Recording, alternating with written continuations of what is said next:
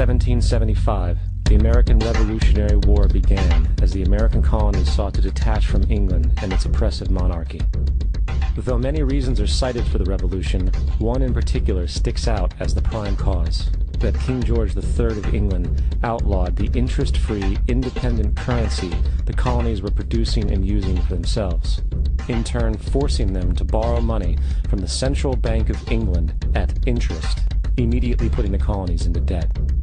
And as Benjamin Franklin later wrote, the refusal of King George III to allow the colonies to operate an honest money system which freed the ordinary man from the clutches of the money manipulators was probably the prime cause of the revolution. In 1783, America won its independence from England.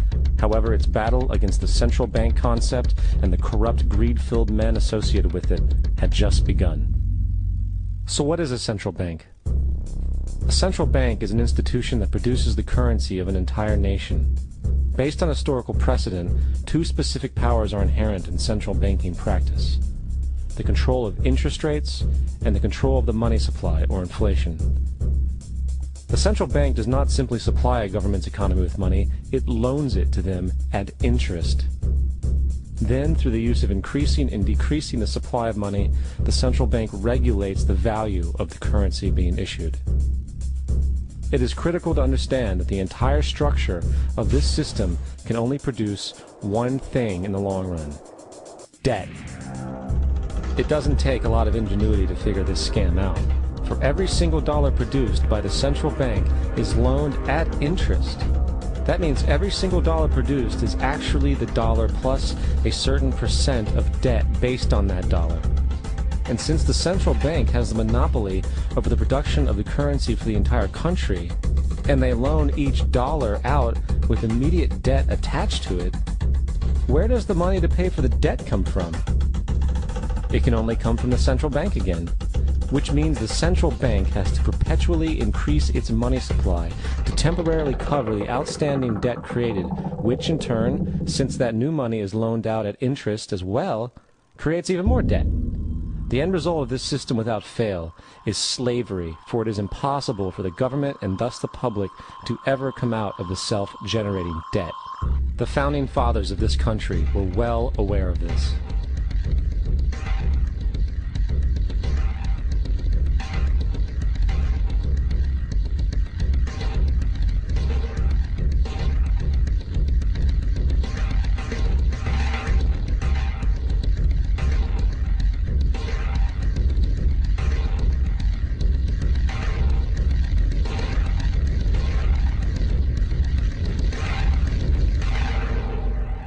By the early 20th century, the U.S. had already implemented and removed a few central banking systems, which were swindled into place by ruthless banking interests.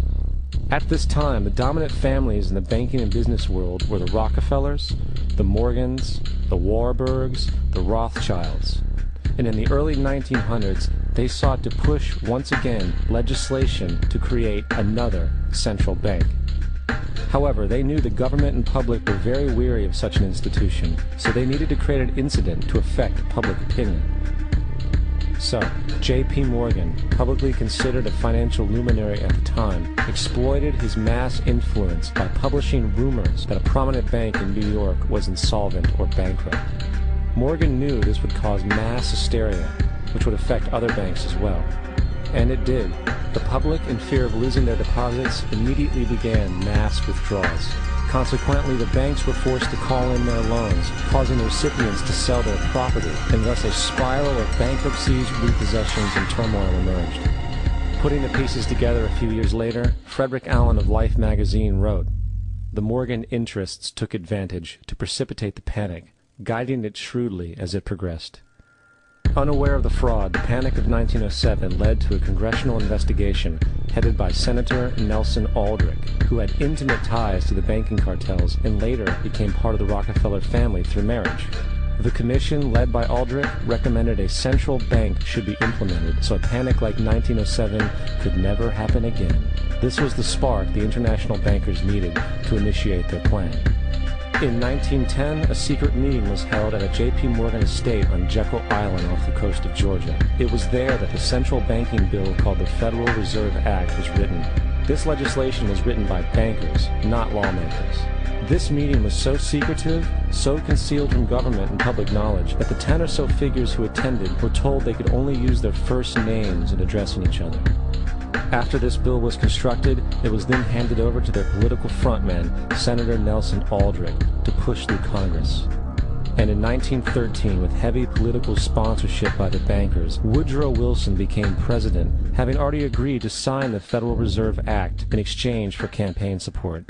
And 2 days before Christmas, when most of Congress was at home with their families, the Federal Reserve Act was voted in, and Wilson in turn made it law. Years later, Woodrow Wilson wrote, in regret,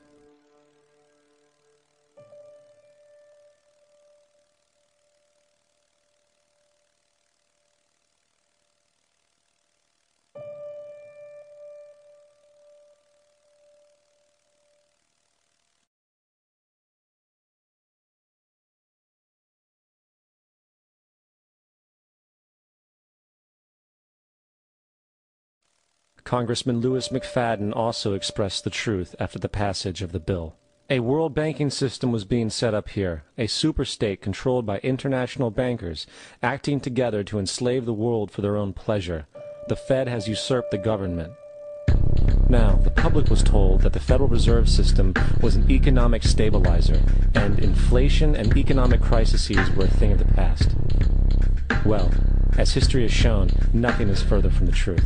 The fact is, the international bankers now had a streamlined machine to expand their personal ambitions. It's alive! It's alive! It's alive! For example, from 1914 to 1919, the Fed increased the money supply by nearly 100%, resulting in extensive loans to small banks and the public. Then, in 1920, the Fed called in mass percentages of the outstanding money supply, thus resulting in the supporting banks having to call in huge numbers of loans, and, just like 1907, bank runs, bankruptcy, and collapse occurred. Over 5,400 competitive banks outside of the Federal Reserve System collapsed, further consolidating the monopoly of a small group of the